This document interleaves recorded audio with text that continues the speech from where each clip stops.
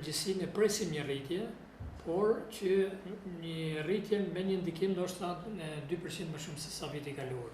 Janë shqiptarët etnik që shkojnë rreth 75% e prurive. Pothuajse më shumë shqiptarë janë jashtë kufive, po them politik, se sa jemi brenda. Turistët nga vendet e Bashkimit Evropian apo nga vendet e tjera të botës, ne na shkojnë rreth 20-25% të prurje turistike në total.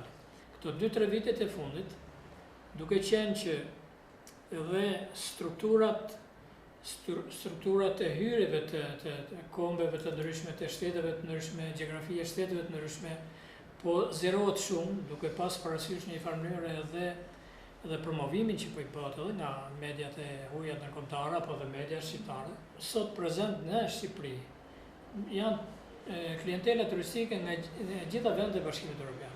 Është rritë shumë këto vite dhe prurjet nga vendet e Azisë, kryesisht Japonia, Korea e Jugut, Tajvani, Hong Kongu, deri ku Kina apo vende tjera të Azisë. Ka një rritje këto 2-3 vitet e fundit, kryesisht këtë vit, gjë që është pozitive.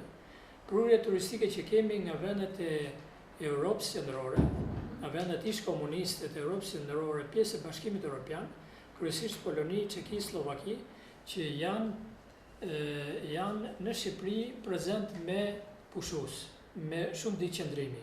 Klima e mirë e krijuar kohët e fundit normalisht është një element shumë i rëndësishëm për të gjitha fushat, edhe për fushat politike, ekonomike, apo për shkëmbimet e ndryshme turistike apo kulturore mes dy vendeve. Kemi pretenduar që të nxisim, ndikojmë dhe të sensibilizojmë tregun serb drejt plazheve shqiptare. Kemi qenë prezent në panajirin e Novi Sadit, Beogradit apo në takime të ndryshme. Jemi munduar të përcjellim një element shumë të rëndësishëm që është në Shqipëri, në zonat bregdetare apo në gjithë Shqipërinë, përgjithsisht klima e mirë që ekziston tek njerëzit ndaj të gjithë prurjeve turistike, konkretisht edhe me serbët. Stereotipe nacionaliste apo të ndarjeve, ato problematike që ose edhe ato që vetë i kanë ushqyer në psikozën e tyre nuk ekzistojnë tek shqiptarët. Pavarësisht jemi me targ Beogradi, me targ Novi Sadi, këtu nuk përbën ndonjë element të tillë siç mund ta kemë vërejt në Beograd, Novi Sad apo në qytete tjera, një targ shqiptar me një shqiponjë që duket si ajo copa e kuqe para demave. I tremen sepse vetë kanë edukuar këtë psikozë.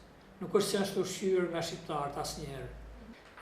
Ne presim që do të ketë lëvizje, por jo se do ketë flukse të tilla ndikuese. Kjo do jetë një proces.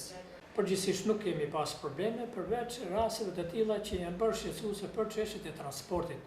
Çështjet domethënë shkoj autobusi në një parkim, ku në parkim domethënë pagu shërbimet, nesër ja gjen pasyrat e thyme, o gjen gomat e shpora, domethënë këto janë çështje pa diskutim që ka pas, edhe janë element shqetësues, janë çështje kostosh, edhe çështje pastaj edhe imazh. Të rralla po si do të jetë janë shqetësime. Janë shqetësime dhe nuk përcjellen ndonjë klim të mirë nganjëherë kur shkojmë, ose gjithnjë elementi në rrugëkalimin, sa shoj një targ, çdo tregishta të lartë, ngacmime, simbole, gjëra që nuk janë miqësore.